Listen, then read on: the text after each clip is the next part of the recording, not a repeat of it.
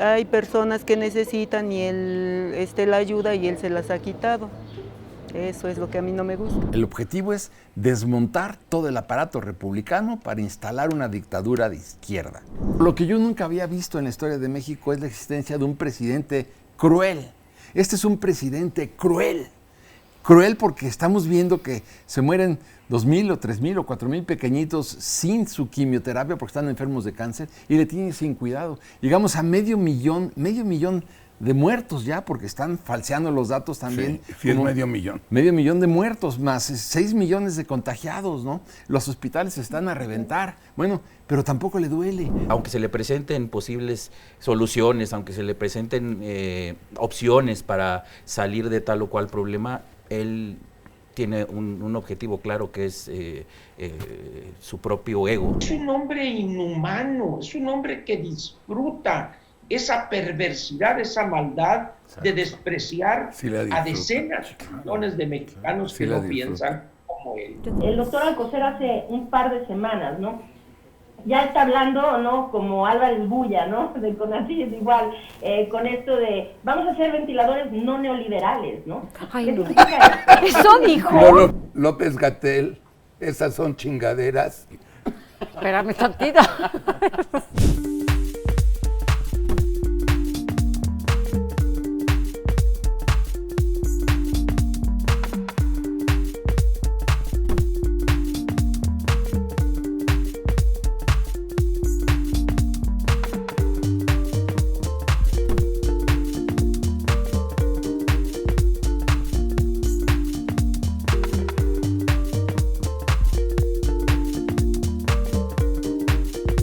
Hola, yo soy Carlos Alarraqui.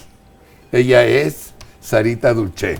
Hola. Él es Luis Berman. Hola, Carlos. Y él es nuestro invitado de hoy, el gran escritor mexicano Francisco Martín Moreno. Bienvenido, hola, Charlie, Paco. qué gusto. Y en Phoenix, Arizona, él es mi querido Ángel Verdugo. ¿Qué tal? Saludos a todos. Igualmente, Ángel. Y ahora nuestra nueva colaboradora, invitada y amiga, la doctora Lori Ann Jiménez. Lori, ¿cómo estás? Saludos a todos, muchas gracias por la invitación. Bienvenida.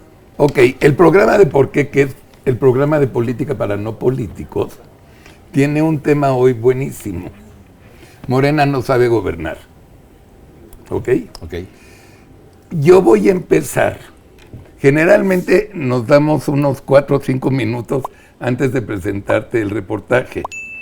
Pero yo creo que es muy importante primero presentar el reportaje y luego, si están de acuerdo toda la mesa, nos vamos a la plática. ¿Están de acuerdo? Adelante. Entonces corre reportaje, por favor. Este gobierno de la 4T está lleno de contradicciones y esto se expresa concretamente en luchas de poder al interior del gabinete. Tras 2 años y medio de gobierno, varios miembros del gabinete y otros altos funcionarios han salido del gobierno de Andrés Manuel López Obrador y no en los mejores términos.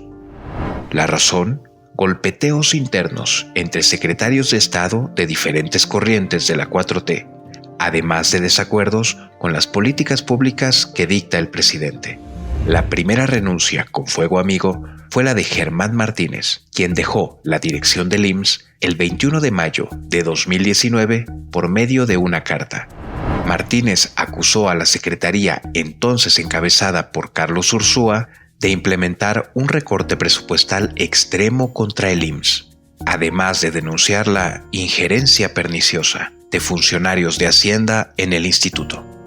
Poco después, el 9 de julio de 2019, el que renunció fue el titular de Hacienda, Carlos Ursúa, por diferencias con AMLO. Discrepancias en materia económica hubo muchas, algunas de ellas porque en esta administración se han tomado decisiones de política pública sin el suficiente sustento, señaló Ursúa. El 31 de agosto de 2020, Víctor Manuel Toledo dejó la Semarnat luego de que se difundió un audio en el que critica a la 4T. No estamos en un gobierno totalmente del lado nuestro. Adentro hay contradicciones muy fuertes y yo la verdad es que veo muy difícil no debemos idealizar la 4T. La 4T, este gobierno es un gobierno de contradicciones brutal. Sin embargo, Toledo se desdijo y terminó halagando al gobierno de AMLO. Termino agradeciéndole de todo corazón al presidente el haberme integrado, aunque fuera por un corto tiempo, a su gobierno, que no tengo duda alguna está haciendo historia. Otro miembro del gabinete que también dimitió con controversia fue Javier Jiménez Espriu, quien fue secretario de Comunicaciones y Transportes hasta el 23 de julio de 2020. Dejó el cargo tras un desacuerdo con la decisión del presidente de que las Fuerzas Armadas tomen el control de las aduanas y puertos. Aunque fue uno de los principales impulsores de la cancelación del Naim, Jiménez Espriu aseguró que no se tomó esa decisión para combatir la corrupción, sino que fue una decisión técnico-financiera. Pero AMLO terminó desmintiéndolo. El que tuvo un paso instantáneo por la 4T fue Jaime Cárdenas, quien dirigió el Instituto para Devolver al Pueblo lo Robado entre junio y septiembre de 2020. En su carta de dimisión, Cárdenas denunció irregularidades y corrupción. Esto molestó a López Obrador, quien lo criticó. Hay gente muy buena, honesta, con convicciones, inteligentes, pero no se les da lo de el trabajo como servidor público. Personaje clave en la 4T, Alfonso Romo renunció el 2 de diciembre de 2020 a la coordinación de la Oficina de la Presidencia. Cumplió un periodo de 2 años que habían pactado, dijo AMLO. Tras la salida de Romo, quien acercó a la clase empresarial al gobierno federal, también desapareció la dependencia. En junio de 2020, con tan solo 7 meses en el puesto, Mónica Maxice renunció al Consejo Nacional para Prevenir la Discriminación, luego de la polémica generada por organizar un foro sobre racismo, al que se invitó al youtuber Chumel Torres. El foro fue cancelado tras críticas hacia el youtuber por haberse mofado de la familia de AMLO. La institución no tiene director hasta la fecha. Por su parte, Mara Gómez Pérez renunció al cargo de titular de la Comisión Ejecutiva de Atención a Víctimas el 24 de junio de 2020. Acusó que la vocación del instituto se pervirtió y se convirtió en negocio para algunos abogados, además de que carecía de fondos. Otra renuncia fue la de Asa Cristina Laurel, quien dejó en junio de 2020 la Subsecretaría de Integración y Desarrollo de la Secretaría de Salud, por desacuerdos con el titular de la dependencia, Jorge Alcocer.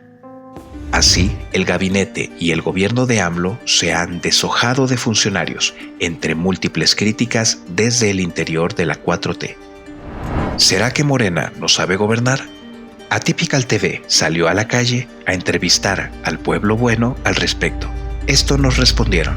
¿Cómo se percibe la 4T? Pues sí, en general, está padre lo que están luchando, pero directamente esta promoción de los que están disfrazados de izquierda pues está pesadísimo, ¿no? Y justo creo que por eso es esa necesidad de percepción de un colectivo, de que se sepa un poco de política, de entender qué es de unos, qué actos son de otros y qué pueden usar algunos para disfrazarse de los otros. Yo me considero apartidista. Siento que la misión o la filosofía de la 4T es buena, pero tiene muchos como hoyos. Siento que empieza por los asesores, como que no tiene buenos asesores el presidente y lo han como que enfocado mal, porque sí tiene varios puntos débiles, ¿no? Como por ejemplo ahorita la economía. Dicen que hay empleo y yo no veo, o sea, ¿dónde está ese empleo? Porque yo soy una de esas personas profesionistas y que no tiene empleo. Yo voto por el cambio, pero invítenme, yo puedo solucionar muchas cosas. Digo, yo puedo votar o no puedo votar, lo que van a hacer, lo van a hacer. Con el consentimiento de la sociedad, vote o no vote. Las cosas ya están hechas. Realmente se ha dado mucha esperanza, se dio mucha esperanza, yo no la veo. Tenemos un desempleo impresionante por todas las empresas que desgraciadamente han quebrado, desde los pequeños negocios incluso. Fueron meses de no poder trabajar. Yo creo que no hubo ahí una preocupación incluso, pues obvio, por el gobierno o a quien corresponda, de haber apoyado, asesorado a su sociedad, a su sistema microempresarial. Pues el trabajo ha sido, yo como lo veo, ha sido propagandístico meramente, ¿no? No sé si se puede, lo demás puede calificarse como trabajo. Es un aparato de propaganda y solamente. Pues sobre todo porque hay personas que necesitan y él la ayuda y él se las ha quitado. Eso es lo que a mí no me gusta. Uy, pésimo. Ha quitado muchas ayudas, la verdad. En lo personal, a mí no me gusta López Obrador como presidente.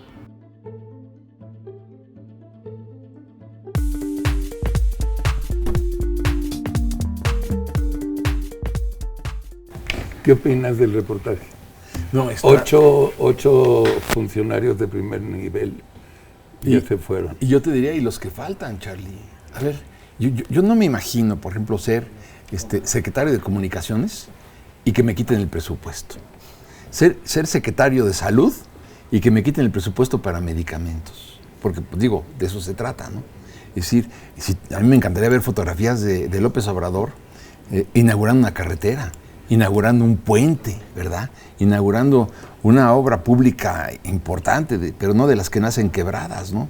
Sin embargo, en cualquier renglón tú dices, bueno, a ver, voy a ser director de CFE y me encargan cancelar todas las inversiones extranjeras, todas las energías limpias, la eólica, la solar, que son baratas. A ver, ¿qué es más barato que el aire, Charlie? Nada. ¿Qué es más barato que el sol? Y dices, no, di que no, cancela todo eso. Y ahora, por ejemplo, esta fuente de aprovisionamiento de gas que viene de Texas, este gasoducto, sí, también lo quieren cancelar. Entonces, yo digo, ¿en qué posición te vas a encontrar? A mí me parece insostenible que todos los miembros del gabinete permanezcan en sus puestos, cuando son un conjunto de floreros, todos. O sea, aquí el presidente de la República también es el secretario de Hacienda, es el secretario de Salud, de Gobernación, el secretario de Gobernación, de Educación, el secretario de Educación. O sea, entonces, ¿de qué se trata?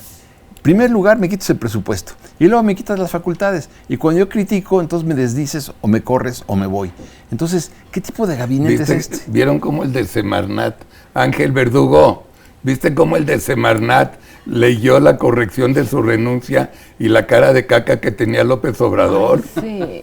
Yo no recuerdo, desde que sigo la política mexicana, un espectáculo tan denigrante de un gabinete, como decía ahorita Francisco, de floreros. Son floreros todos.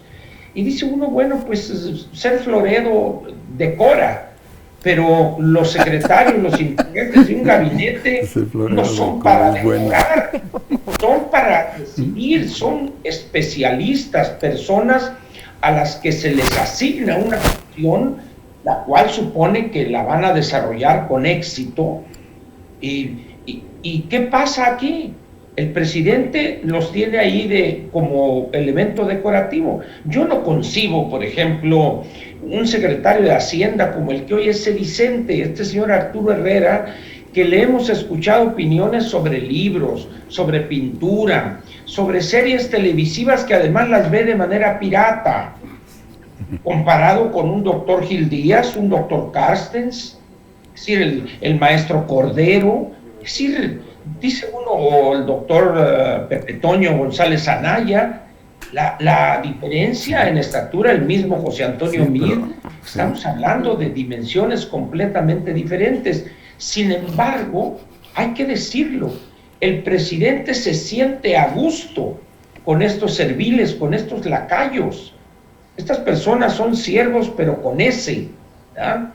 no sé si sean ciervos con cuernos, eso ya es vida personal, pero son ciervos con ese. Y a un país como el nuestro, hoy no le sirven esos funcionarios, por el contrario, aceleran la ruta o aceleran la velocidad, la elevan para caer al fondo del precipicio. En materia, por ejemplo, de ciencia y de salud, la injuria que se tiene en estos campos en la actualidad es tan grave. Y si vemos, vamos a decir, ¿cómo puede el secretario de Salud haber permanecido durante la peor crisis sanitaria que ha vivido nuestro país y la humanidad en el último siglo, permanecido en una esquina, casi como fantasma, oculto, diciendo que pase lo que tenga que pasar, ¿no? Escuchar a la directora del CONACYT pararse y dar un discurso en donde utiliza la palabra neoliberal, vamos a decir 25 veces para tratar algo de ciencia, es un absurdo. O sea, es un absurdo. Estamos tratando como, es la palabra, estos son los malos. Es decir, mientras se diga, vamos, es contra el neoliberalismo. Creo que tal vez ni siquiera les cae 20 exactamente lo que están diciendo o lo que significa. Pero ese es el enemigo. Y mientras vayamos contra ese enemigo a favor de nuestro personaje, a quien hacemos culto, ¿sí? Entonces somos los buenos. Es algo, yo creo que más allá de ser floreros, porque no sé si a Bolsonaro ya le renunciaron 3 secretarios de salud, ¿no? O sea, él dijo, vamos a manejar así la pandemia, y dijeron, perdón, usted quiere dejar a esa gente morir, no va a quedar en mis manos. Se le fueron. Acá no tiene ni siquiera la dignidad para renunciar. Es decir, le están a López-Gatell convirtiéndolo en el verdugo, es decir, el responsable de la muerte de centenas de miles de mexicanos, y no tiene, vamos a decir, ni siquiera la dignidad para retirarse. Decir, no, a ver, vamos a hacer las cosas como tiene que hacer o búsquese a alguien más que lo haga. Aquí no hay eso. A ver, Francisco Martín Moreno, a ver si me lo puedes explicar. El viejo chiste de que iba un cuate borracho manejando en sentido contrario y le dijeron, cuidado que vas en sentido contrario, y dijeron, no, los indios son los que van en sentido, los apaches o no sé qué, van en sentido contrario. Por lo menos era un rumbo que ibas en sentido contrario. Un ejemplo, los cangrejos caminan para atrás, bueno, perfectamente bien. ¿Cómo definirías a López Obrador? ¿Como los apaches, el que está borracho en el coche como un cangrejo? ¿O cómo se describe? Porque el tema del programa hoy es la 4T no sabe gobernar. En tu ejemplo, Charlie, Sí. del que va manejando borracho, Sí. Según me acuerdo del chiste, se da cuenta o se sorprende de que va en sentido contrario. El presidente de la República sabe que va en sentido contrario. ¿Sí sabe? Absolutamente sabe. El objetivo es desmontar todo el aparato republicano para instalar una dictadura de izquierda. Eso le queda clarísimo por dónde va. Él no tiene confusiones de ninguna naturaleza. Le queda claro el objetivo. Entonces, creo yo que por ahí es por donde tendríamos que empezar a trabajar. Dictadura de izquierda literal. Absolutamente. Siendo vecino de los gringos y socios. Bueno, esa parte es la que tenemos que ver después del 7 de junio. Porque yo creo que sería un gravísimo error del presidente Biden empezar a criticar de aquí a las elecciones a la política de López Obrador con este criterio, porque entonces López Obrador lo que diría, ya ven, otra vez el imperialismo yanqui nos quiere someter, quiere acabar con nuestra soberanía. Eso es lo que no podríamos... Eso lo hace Maduro. Claro, pero entonces y Fidel Castro. Yo creo que el presidente Biden por eso lo está haciendo tan bien, está retrasando el nombramiento del embajador, no ha criticado nada, manda a la señora Harris, bueno, en fin, todo lo está haciendo perfecto, pero el 7 de junio nos veremos. Porque ya sabemos, por ejemplo, si hablamos rápidamente de la política migratoria, de Venezuela se fueron 7,5 millones de venezolanos. Si aquí instalara una cosa de esta serie, bueno, haríamos a lo mejor 15 millones de mexicanos que se quisieran ir y no se van a ir a Belice ni tampoco a Guatemala. No. Entonces, bueno, le queda claro al presidente Biden lo que está ocurriendo aquí, pero mal haría en hacer ninguna crítica de ninguna naturaleza. Ángel, ¿coincides? Totalmente. E incluso le preguntaría a don Francisco lo siguiente. Él como historiador conoce perfectamente esta serie que escribió Luis Escota, La costumbre del poder. Sí. Él escribió un primer libro de algo que espero yo sea La costumbre del poder, pero 30, 40 o 50 años después. Él escribió Ladrón de Esperanzas, y nos debe la continuación, maestro, nos debe la continuación, y yo le preguntaría a usted, ¿ha visto en toda el estudio que ha hecho usted detalladísimo de la historia de este país desde el siglo XIX, llegando hasta los arrebatos carnales y toda la bibliografía que tiene? ¿Ha visto usted una etapa en eso que ha revisado usted similar a lo que estamos enfrentando? Qué buena pregunta, Ángel Verdugo. Yo le diría, bueno, Ángel, yo diría que hemos tenido en la historia de México presidentes traidores, digamos el caso de Santana. Santana, por ejemplo, manda a Alejandro Atocha a hablar con el presidente Polk para decirle que a cambio de 30 millones de dólares, Santana se dejará perder la guerra en contra de los gringos, ¿no? Entonces, ahí tenemos un presidente traidor. Podemos tener presidentes frívolos, corruptos, traidores, sí, bueno, pues... Pero lo que yo nunca había, corruptos, indiferentes, pero lo que yo nunca había visto en la historia de México es la existencia de un presidente cruel. Este es un presidente cruel. Cruel porque estamos viendo que se mueren 2,000 o 3,000 o 4,000 pequeñitos sin su quimioterapia porque están enfermos de cáncer y le tienen sin cuidado. Llegamos a medio millón de muertos ya, porque están falseando los datos también. Sí, es medio millón. Medio millón de muertos, más 6 millones de contagiados, ¿no? Los hospitales están a reventar. Bueno, pero tampoco le duele. Tampoco le duele porque un presidente de izquierda, Ángel, lo primero que tendría que hacer es ver por el bienestar de los pobres. Nunca en la historia de México hemos visto una expansión de la pobreza como la estamos viendo en este momento. 13 millones más de pobres en 2 años. Entonces, yo nunca había visto este fenómeno. Vamos, en el caso podrían crecer a lo mejor 1 o 2 millones en un sexenio, pero que en 24 meses tuviéramos 13 millones de desempleados. De pobres, pobres, más 1,5 millones de... Sí. 1,5 millones de ¿qué te voy a decir? De desempleados, más 1 millón de empresas que quebraron y no le duele. A ver, no hemos visto, porque también es parte de un montaje, a mí me hubiera gustado ver al presidente asistir a un hospital donde están los pequeñitos enfermos, a un hospital donde la gente se está muriendo porque no tiene respiradores. Ya fue, y estaba un militar fake. Allá Era mentira, para que no lo contagiaran. Entonces lo que te quiero decir es que yo no veo el humanismo de este hombre. No es un presidente humanista. A él no le importa dejar a las empresas, como lo hicieron en todo el mundo, apoyar a todas las empresas con recursos. No le importa dejar a la Secretaría de Salud sin presupuesto, pero eso sí, continúa con un Tren Maya que no va a servir absolutamente para nada y que no urge el Tren Maya. Tampoco urge el aeropuerto. ¿Por qué? Porque está trabajando ahorita pues, a un 30% de su capacidad el aeropuerto actual. No urge el aeropuerto y tampoco urge la refinería, sobre todo cuando estamos construyendo ya en el mundo automóviles eléctricos.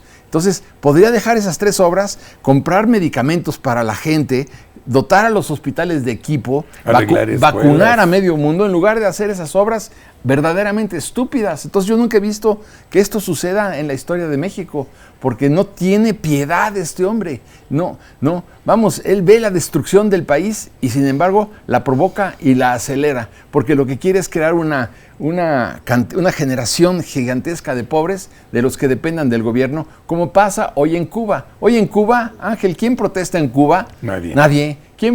¿Por qué? Porque los que protestaban ya se fueron. Entonces, claro, lo que se trata es que los que protestamos ya nos vayamos también para dejarle a él la mesa servida. No lo vamos a permitir. Contestando tu pregunta, yo nunca he visto un desastre tan acelerado, tan precipitado en la historia de México como el que estamos padeciendo en estos momentos. Pero lo que más me sorprende es que no se desplome la popularidad del presidente de la República. Bueno, sí, perdón. Entró en 84. Espérate, un segundo. Nada más corrijo. Sí. Entró en 84, ya está en 54. Espérate, 30 son muchísimos. Y les aclaro una cosa para los que no saben de marketing político. El promedio de aceptación de un presidente positivo es de 64 para arriba. Si tienes 64% de aprobación, no hay bronca. De 64 para abajo, Houston, you have a problem. Entonces, esa es primera aclaración. Su popularidad, ni madres. Segundo, si mides la popularidad de Hablamos Fox, técnicamente. si pides la español antiguo. La popularidad de Fox es más alta en 2 años y medio que la de Andrés Manuel hoy. La de Peña Nieto es más baja, un poquitito, 3, 4 puntos, que la de Andrés Manuel. La de Felipe Calderón, Felipe va arriba como 11 puntos a 2 años y medio. Entonces, tampoco crean que, ¡puf! No mames. No es cierto.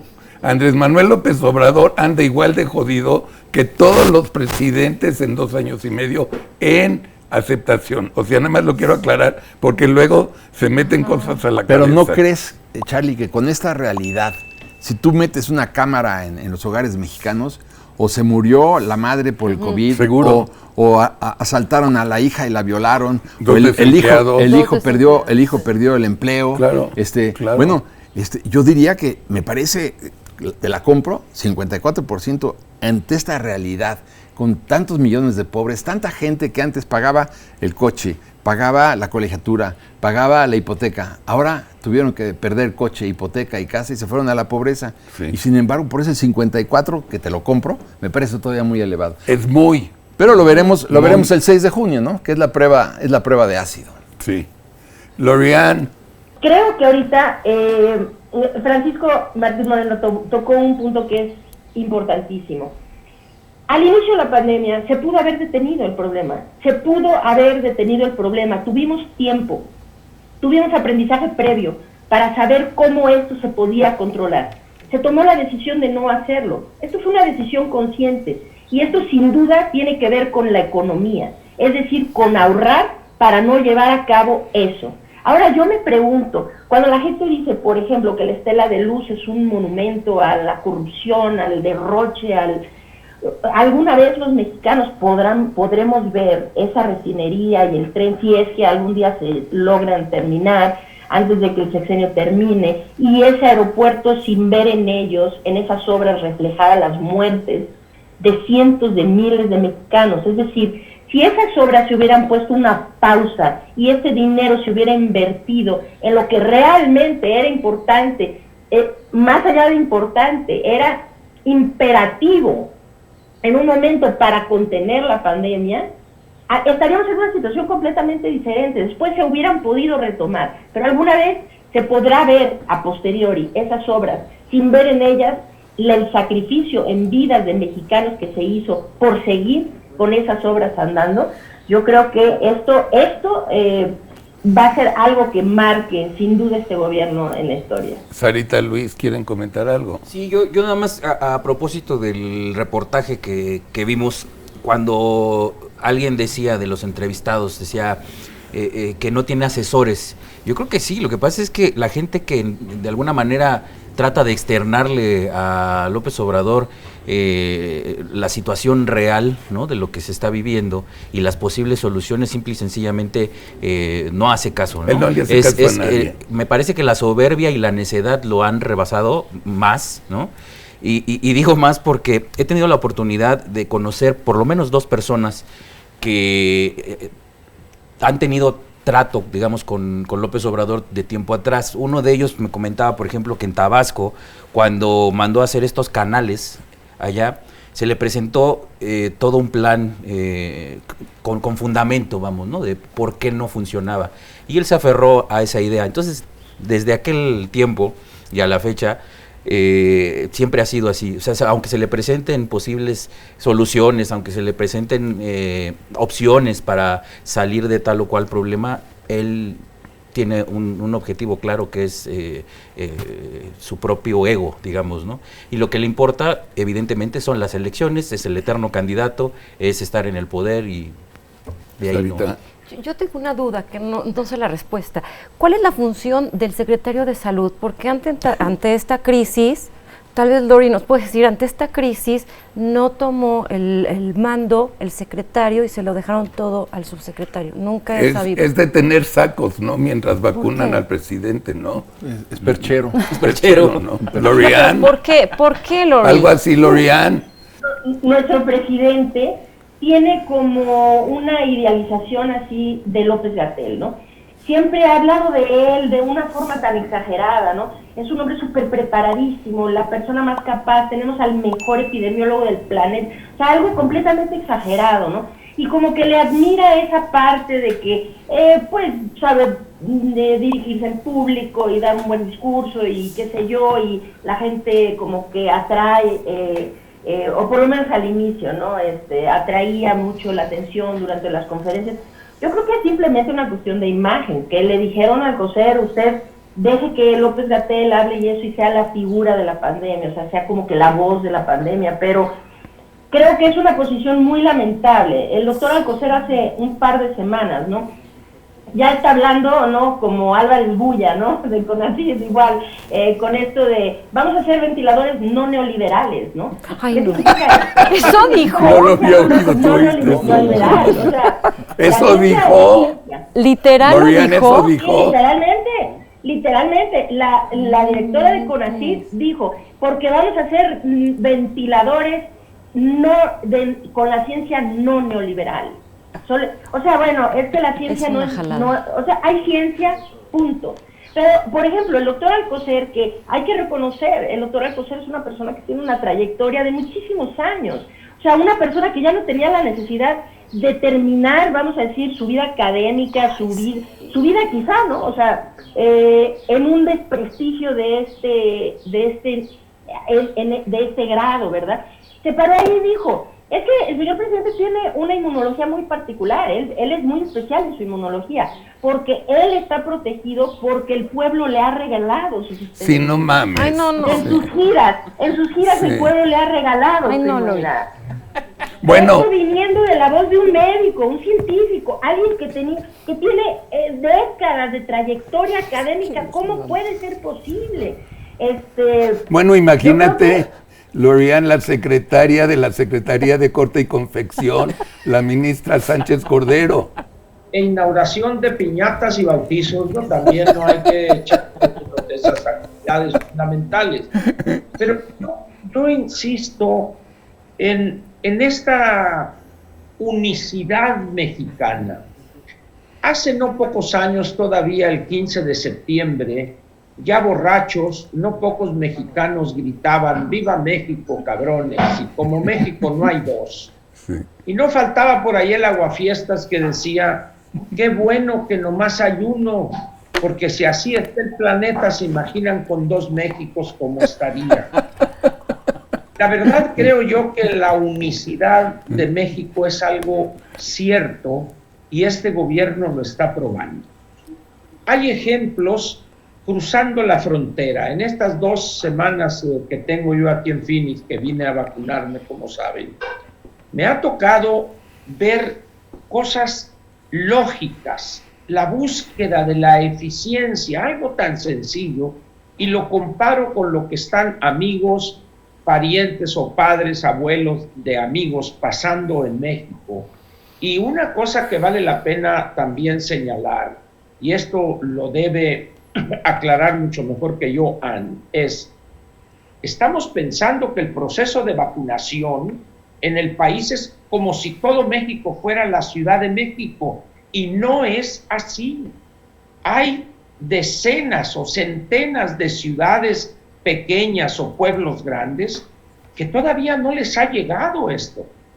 Hay estados, por ejemplo Sonora, que es un estado que es el segundo en términos de superficie, Chihuahua es el número 1, arriba de 200,000 kilómetros cuadrados, y Sonora 150, 160,000, que es prácticamente, no voy a decir imposible, pero sumamente difícil llevar a pequeñas comunidades de 150, 200 habitantes, que al margen de si tienen poco contacto con el exterior, etcétera, pero hoy en esos poblados viven puros mayores de 60, 65 años porque los parientes jóvenes están en Arizona.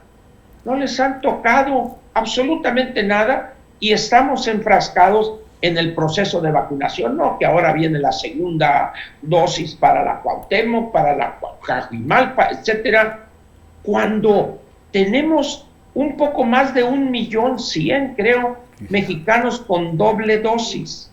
1.100.000 o una cosa así.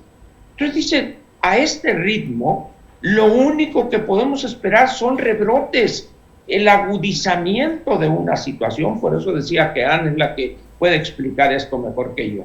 Yo diría que, Ángel, que según mi punto de vista, lo que falta para vacunar es voluntad política. Eso es lo que falta. ¿Por qué? Porque en lugar de vacunar, se están gastando 50,000 millones de pesos al mes en ninis, madres solteras, viejitos o lo que tú quieras, ¿no? Que disfrazado de asistencias sociales, cuando en realidad es una descarada compra de votos para el 6 de junio, Ángel. Entonces, él prefiere 1000 veces más comprar al electorado con 60,000 millones de pesos que vacunar a la gente, porque podría cancelar también esas ayudas, porque cuando le preguntas a los ninis, ¿y cuántos libros te has comprado? No, hombre, si yo me lo gasto en el trago y en el chupe. Entonces, bueno, nada más digo eso, concluyendo, no hay voluntad política de vacunar porque la voluntad política es comprar al electorado.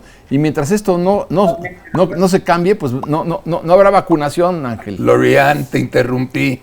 Sí, no hay voluntad, pero lo mismo que no hay voluntad para vacunar, tampoco nunca hubo voluntad para detener la pandemia, ¿no? Claro. Es decir, se pudo desde el principio haber hecho más pruebas, haber hecho las pruebas correctamente, buscando a los asintomáticos, rastreando contactos, qué sé yo, detener la propagación del virus. Hoy hay tanto que se puede todavía hacer, ¿no?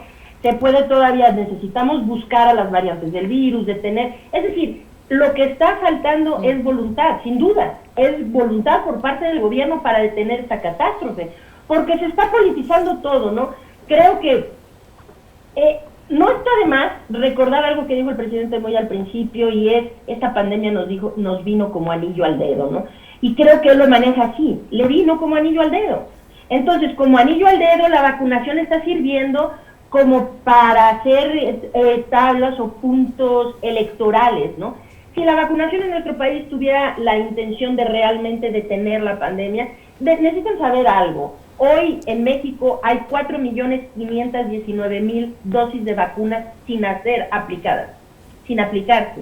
No es escasez de vacunas, no es que nos falten vacunas, es que no están haciendo la vacunación suficientemente rápido, incluso teniendo las dosis aquí en México disponibles para ser aplicadas. Te creo. ¿Por qué, por ejemplo, cuando se habla de crueldad, yo creo que esta insistencia en no vacunar a los profesionales de la salud en el sector privado es una muestra palpable de la crueldad y la falta de humanismo de nuestro presidente.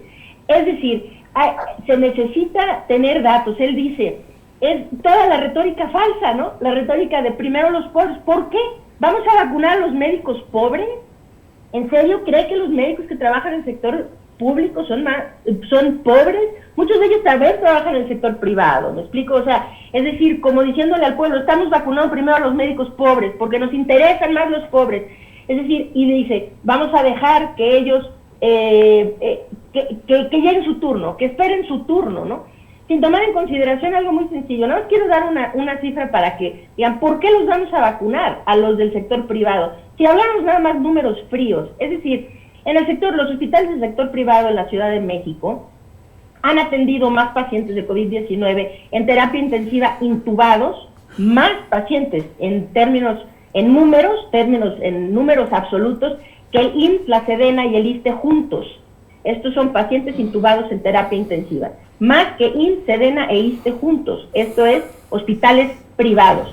Con la pequeña diferencia de que en Sedena, por ejemplo, el 94.9% de todos los pacientes intubados se han muerto. 94.9%. En el ISSSTE el 70.4%, en el IMSS el 67.1%, y en el sector privado se han muerto 52% de los pacientes intubados. Quería decir que no solamente el sector privado ha atendido a más pacientes intubados que IMSS, SEDENA e ISSSTE juntos en la Ciudad de México, sino además con un éxito infinitamente más alto. Entonces, ¿por qué vacunarlos? Bueno, esto tendría que ser intuitivo, ¿verdad? Tenerle que explicar al presidente por qué tienes que cuidar durante una guerra a tu ejército. Pues uno creería que esto debe ser intuitivo. Estamos en una guerra en donde nuestros soldados son los profesionales de la salud. Entonces, pues si no cuidamos al ejército, ¿cómo vamos a pelear esta guerra? Eso tendría que serlo. Pero incluso ya no más viéndolo con números, puede pensar que los médicos, el personal, los profesionales de la salud en el sector privado no han contribuido suficiente a la pandemia como para merecer ser vacunados. Eso no es otra cosa más que crueldad. Él quiere hacer un punto, el punto de a los públicos, porque esto me deja dentro de mi pedestal que siempre tengo, primero los pobres, ¿no? Nada más, vamos a ir con Sarita para que nos platique su cápsula, pero López-Gatell, esas son chingaderas. Espérame tantito. Bueno. No, voy no, bien, estoy, bueno, sí. ¿O me equivoqué? No, es López-Gatell. No, sí. Cuando ya dijo, primero los maestros de no sé qué ranchería donde no hay COVID, antes que los doctores privados. La semana pasada, en la cápsula que hice, metí un videíto de cómo me imaginas en una voz. ¿Se acuerdan que en la cápsula pasada hablé de la lentitud de López Obrador al hablar? Exactamente, ¿no? Entonces metí un videíto para ver la gente cómo se imaginaba a un personaje hablando de la importancia de la voz. Ayer en nuestro programa Merca, que por cierto ya no está padrísimo, me estuviste pregunta y te dije, mañana voy a dar la respuesta, ¿no? ¿Por qué no vemos ese pedazo? Me dicen ustedes cómo se lo imaginan y vamos a ver. Y lo hice porque tuvimos más de 600, 700 respuestas y lo prometí de Órale, vamos a verlo. Sí. Hola. Qué gusto saludarte. ¿Cómo me imaginas? ¿Alto? ¿Delgado? ¿De qué edad? ¿A qué me dedico? A ver, Paco, ¿cómo te lo imaginas? Yo me lo imagino alto, sí, delgado, como de 50 años. Ajá. Simpático. Galán. Galán, sí, Ajá. galán. Luisito. No, pues unos 40 y tantos, también simpático. No creo que guapo, pero simpático. Okay. Sí. ¿Tú, Carlitos, algo? Lori, Yo lo veo, Ángel. Lorian y Ángel primero. Sí, yo también coincido, o sea, nada más por la voz, yo creo que sí, alguien, un hombre bien parecido, alto, así, 40 y tantos, 50 años tal vez. Ok. Sí. Ángel. Yo creo que es un hombre de más de 60 años y es iba a decir un vividor, pero no un hombre hábil para hacer la boca para usarse. Ok. Vamos a ver, ¿qué les parece si vamos a ver quién era? Y muchas gracias yo por creo todos que sus tiene comentarios. 35 años y es galán. Vamos a verlo y también vamos a ver incluso a qué se dedica. Hola de nuevo, mi nombre es Said, tengo 37 años, mido 1,70 y soy editor de video. ¿Así me imaginaste? Comenta aquí abajo. ¿Qué tal? Casi todas las respuestas fueron entre 35 y 40 años, o sea que sí latinaron. Y bueno, es Said el que me edita todos mis videos, que le mando un beso, ¿ok? Yo les traje una cápsula un poco diferente. Después de Los Nobles, y no es barba, Sí. hay una película mexicana que a mí me gustó mucho que se llama Amores Perros, más o menos se acuerdan que ante un choque, fue Amores mucho Perros, antes, fue en el 2000. fue mucho antes, ok, Sí. que Fue la hay un primera película, la acontecimiento- ópera prima de Alejandro González Exactamente. Iñárritu. Hay un choque y hay 3 historias, Sí. ¿ok? Sí. Hice esto, ¿ok? A ver. ¿Qué sucede en Palacio Nacional cuando se menciona un nombre? ¿No? Y vamos a ver 3 historias diferentes. Vamos a ver. Órale, qué padre. La mayoría de las personas no son conscientes de las señales que emiten y estas señales pueden llevarte al éxito o al fracaso en cualquier ámbito de tu vida, ya sea en el sexual, social o laboral. Aprende los sorprendentes secretos de la comunicación no verbal y serás más empático y exitoso, ya que el cuerpo no miente y nos exhibe, para bien o para mal. Yo soy Sara Dulce. Quédate conmigo porque hoy analizaremos algunas reacciones ante estímulos no muy agradables para los oyentes. Observando el comportamiento del reino animal, podemos concluir que las relaciones más complicadas y enredadas son las de los seres humanos. El uso de la palabra nos permite comunicarnos de manera más fácil, pero también es más difícil entendernos, y esto se incrementa cuando se involucran las emociones. Veamos el contexto.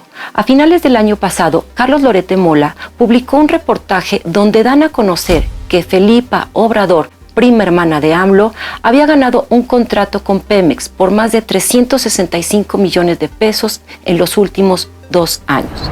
Veamos un fragmento de la mañanera donde cuestionan al presidente por este hecho. Esta información que se dio a conocer de su prima hermana Felipa Obrador, que tiene contratos millonarios en Pemex, Seguro Social y Comisión Federal de Electricidad. Si un familiar hace algo indebido, pues se le debe de juzgar, aunque se trate de un hijo, no se protege a nadie. ¿Y en dónde salió esta información? ¿No será que fue en el Reforma, en el Universal? ¿Dónde? Fue una investigación de Carlos Loret. Ah, no.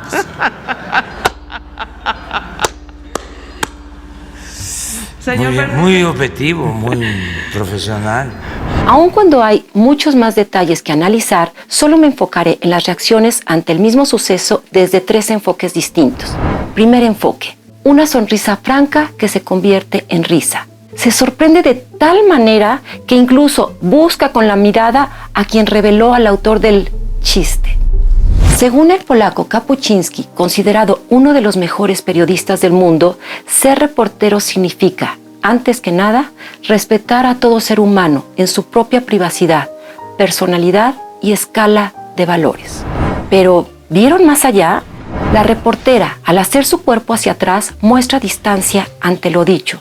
Pero aún más, la sola mención del nombre provoca mucha gracia en todos los reporteros alrededor. Conclusión: actitud tendenciosa y de complicidad. Segundo enfoque. Fue una investigación de Carlos Loret. Ah,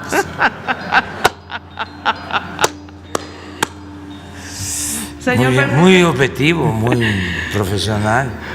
Primero aplaude, alejándose del podio. Regresa con una aparente sonrisa y después de esto... Muy objetivo, muy profesional. Labios hacia sí mismo, inhalación profunda y sonora por la boca, mostrando una fuerte rabia contenida, coraje y contrariedad intensa. Esta inhalación sonora es la misma que se da al comer algo muy picante o caliente. De ahí viene el decir que alguien está muy enchilado cuando está sumamente enojado. La doctora Judy James, inglesa experta en lenguaje corporal, menciona que uno de los puntos importantes para ofrecer una imagen congruente es controlar la respiración y relajar el cuerpo antes de hablar. Y es cierto, ya que cuando los músculos acumulan tensión, el lenguaje corporal no parece normal. Conclusión: se muestra una irritación extrema. Tercer enfoque. Por último, enfoquémonos en el lenguaje utilizado por el traductor. Lógicamente, su sensibilidad y sentido de observación están mucho más desarrollados. Fue una investigación de Carlos Loret. Ah, no.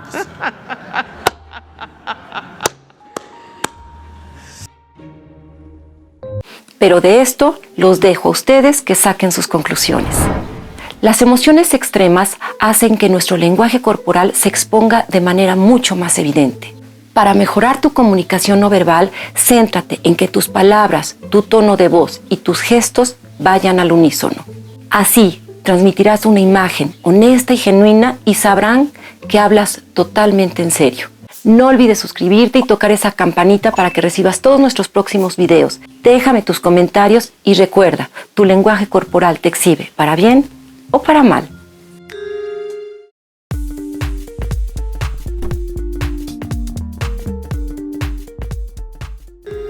¿Sabes lo que me llama la atención? ¿Qué?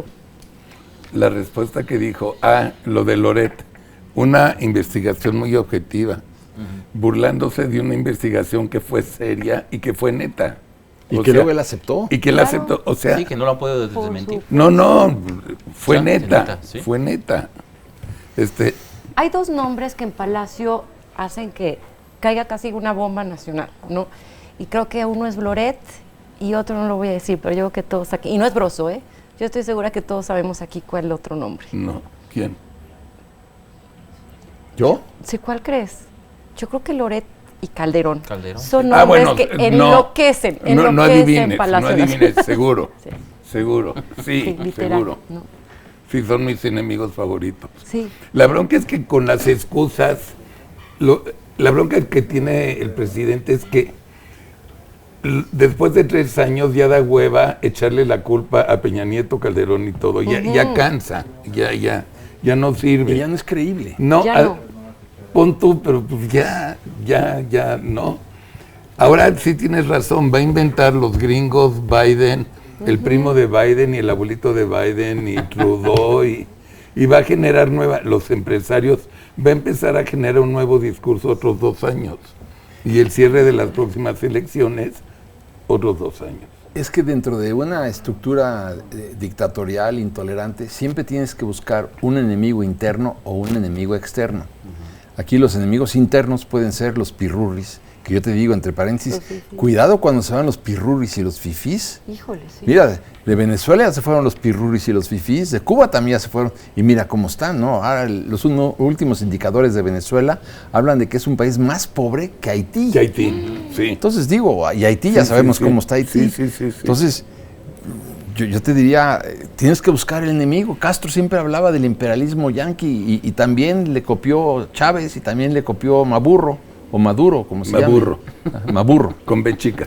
Con eso, sí, eso es. Entonces, hay que buscar un enemigo. Aquí pues, son los pirurris, aquí son los conservadores, aquí son los fifís. Tienes que buscar un enemigo. Es decir, dentro de las políticas populistas es imperativa la existencia o la creación de enemigos internos o externos para echarles toda la culpa de todo lo que pasa. Por ejemplo, si se viene aquí en México una devaluación catastrófica, van a decir, claro, los dueños del dinero se lo llevaron. Claro. Yo no tengo nada que ver con eso. Claro. O sea, yo no di las condiciones para Él que no tiene nada que ver. Estos son unos malvados sacadólares que no son patriotas los que se llevaron el dinero. Ellos tienen toda la culpa, hay que lincharlos. Seguro va a pasar. Sí. Entonces, es siempre echarle la culpa a un tercero. Sí. Es parte de las prácticas populistas. Y la economía va mejor por las remesas, que no tiene nada que ver, ¿no? Entonces, híjole. De Luis Berman, el editorial de hoy. Sí, Carlos, pues mira, en mi editorial de hoy hablo un poco de cómo López Obrador sabe mucho de control político en términos de manipular la información, pero pues de gobernar nada, ¿no? Y estos pues de la 4T salieron, aparte de más cínicos y corruptos, ineptos, no tienen ni idea de gobernar, y ahí está la prueba cuántos funcionarios han renunciado. Más o menos de Vamos eso. a Vamos a ver la cápsula.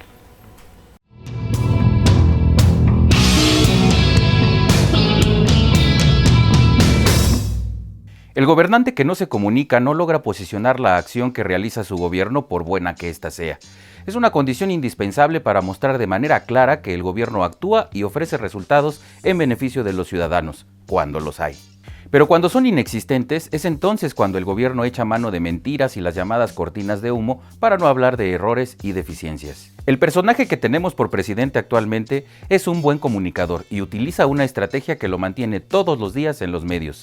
Sin embargo, necesita avalar lo que dice con acciones y resultados, y eso no lo está logrando. Antes de la pandemia ya llevaba casi 2 años de gobierno y la economía no crecía, así como tampoco el empleo ni la inversión. El sistema de salud vivía ya una crisis producto de los recortes presupuestales y de la desaparición del Seguro Popular. Somos un país más violento y ensangrentado porque no hay una estrategia para disminuir la inseguridad y el crimen organizado sigue rampante. Tenemos más muertos con los abrazos y no balazos del Macuspano que con la guerra de Calderón.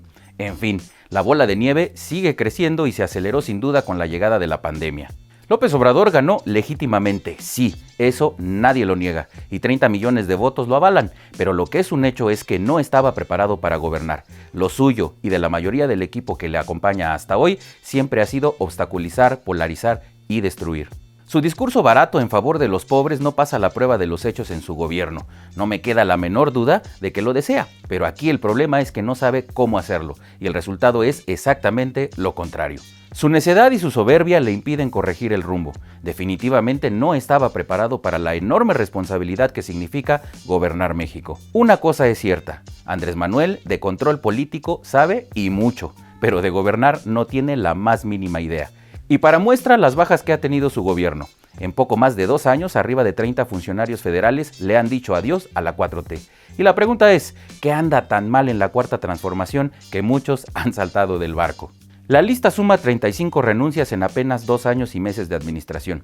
Es curioso que todas las renuncias con sus cartas explicativas y los escándalos dejan huella. Y sin duda refuerzan la idea tan popular entre los detractores de la 4T de que el presidente es autoritario, un hombre que toma todas las decisiones por encima de los expertos, marginando, humillando y haciendo menos a todo aquel que opine lo contrario. Pedimos lealtad a ciegas al proyecto de transformación para acabar con la corrupción, para acabar con los abusos, para llevar a cabo un gobierno austero, sobrio, hacerle justicia. Decía el inútil apenas en septiembre del año pasado, cuestionado por las constantes renuncias de los miembros de su gabinete. En fin, ¿qué está mal en el gobierno de López Obrador que nadie quiere permanecer cerca? Mi respuesta es porque la 4T es un fracaso total por la irresponsabilidad del peor presidente de México en la historia, mucho peor que todos los que hemos tenido, y vaya que hay de dónde escoger. Estos de la 4T, además de corruptos, cínicos y ladrones, resultaron unos ineptos, incapaces y prepotentes, comenzando por el jumento mayor. La pobreza se supera con empleo formal, que da seguridad social, prestaciones, acceso a la vivienda y al crédito. Pero si no hay confianza en el gobierno, porque no corrige ni corregirá sus graves errores, no hay inversión. Y sin inversión no hay empleo, ni consumo, ni crecimiento. Que en ese sentido me dirán lo que quieran y tendrán sus evidentes fallas los gobiernos anteriores, pero resultados hubo. Resulta una lástima que un hombre que estuvo 18 años tras la presidencia jamás se preparó para gobernar. Déjame tus opiniones en la caja de comentarios, suscríbete, dale like y presiona la campana para recibir notificaciones. Soy Luis Berman, nos vemos en Por qué, aquí por Atypical TV.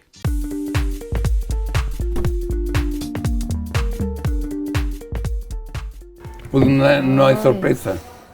Lo que dijiste confirma lo que sabemos. Todo lo que hemos comentado. Sí. Lorian, a ver, 2 preguntas. Ya hay una nueva pandemia, me dijeron los periódicos, en 4 estados. El repunte ya está iniciando, no son 4 estados, son 10. Ahorita hay repunte en 10 estados de la República, incluyendo la Ciudad de México, el Estado de México, Baja California Sur, Chihuahua, Morelos, Nayarit, Quintana Roo, Tlaxcala, Durango y Colima. Sí, la situación es muy grave, es decir, yo he estado avisando sobre esto, no soy yo la única desde luego, varios hemos estado avisando de esto durante semanas enteras. Todas las señales ahí estaban y siguen estando. Lo que está sucediendo en la India, lo que está sucediendo en Brasil, en Chile, hoy en Argentina, en Colombia, en Perú, en Uruguay, es decir, eso es lo que viene acá, es la tercera vez que nos pasa y 3 veces hemos cometido el mismo error. Hemos tenido el privilegio de tener tiempo y de tener el aprendizaje, es decir, las señales, esto es lo que va a ocurrir. Hubiéramos podido actuar, pero en lugar de esto, estamos hablando de por qué no hacemos de cuenta que podemos regresar a las aulas en Campeche. Y entonces, bravo, qué bueno que ya podemos ver alguna normalidad, cuando lo que ahorita se tendría que estar haciendo es protegiéndonos del tsunami, de la ola del tsunami, que ya viene para acá. Entonces, la situación puede llegar a ser mucho más grave de lo que fue en diciembre. ¿Hablas en serio? Hasta ahorita, ¿perdón? ¿Hablas en serio? Completamente en serio. Es decir, Brasil superó ya su peor momento, por mucho lo superó. Brasil pasó más de 1 mes y medio entre 3,000 y 4,000 defunciones al día. En Brasil se ha tenido que exhumar cadáveres antiguos, cadáveres ya longevos, para poder ahí empezar a echar los cadáveres porque no hay donde ya enterrar gente. Es decir, en la India, la situación de la India está colapsando por la cantidad de enfermos que están presentando. India ayer presentó más de 230,000 contagios en un día, en 24 horas. Es decir, la situación es muy grave porque lo que está ahorita azotándonos estamos en una pandemia distinta, en un capítulo 2. Angela Merkel lo dijo hace 1 mes y medio, con toda la razón. Ahorita, este segundo capítulo lo están escribiendo las variantes del virus. En nuestro país ni siquiera se están buscando activamente. Entonces, vamos a ciegas completamente, sin suficientes pruebas, sin secuenciación para buscar a las variantes, es decir, a ciegas y fingiendo que las cosas van bien. Entonces, a mí me encantaría escuchar a la doctora Sheinbaum, por ejemplo, en lugar de estar haciendo conjeturas de, yo creo que en agosto vamos a tener las condiciones para volver a las escuelas, ¿con base en qué puede decir una cosa así? Es decir, a mí me gustaría saber que la Ciudad de México ya está preparada, siendo que no detuvieron los contagios, la Ciudad de México ya empezó a repuntar. Si pasa, y no hay razón por la cual no pase, porque está pasando en todos lados donde ya repuntó, que nos rebase lo que ocurrió en diciembre. Yo sí quisiera saber que ya tomaron alguna precaución de tener suficientes tanques de oxígeno, concentradores, etcétera, ¿no? Porque pues alguien recuerda cómo la gente andaba peregrinando, mendigando un concentrador. La gente, a mí me tocó así literalmente ir en el teléfono con alguien que a su hermana se le murió en el asiento de atrás yendo a recargar un tanque de oxígeno y se murió en el asiento de atrás su hermana. Es decir, ¿qué está pasando? ¿Qué va a pasar con eso? Eso es lo que viene acá, pero estamos hablando de, ya llegaron 200,000 vacunas que no se aplican porque, como ya dije, hay casi 5 millones de vacunas almacenadas en nuestro país. Estamos hablando del retorno a la escuela cuando en realidad lo que deberíamos estar previendo es cómo carambas vamos a afrontar lo que nos va a azotar en las próximas semanas.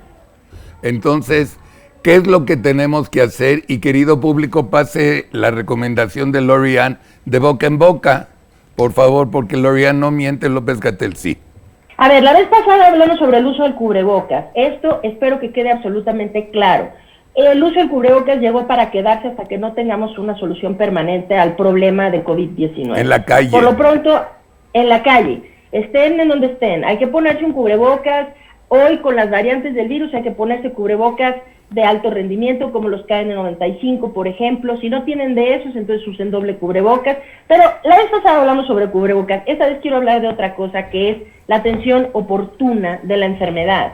La razón por la que en nuestro país, como en otros, en donde ha habido esta irresponsabilidad de decirle a las personas, quédese en casa porque aquí se ha querido cuidar muy bien las camas vacías, porque ese es el indicador que nuestro gobierno cree que le pone una estrella en la frente. Aquí no ha colapsado los hospitales como ocurrió en Italia, es lo que repite el presidente de la República.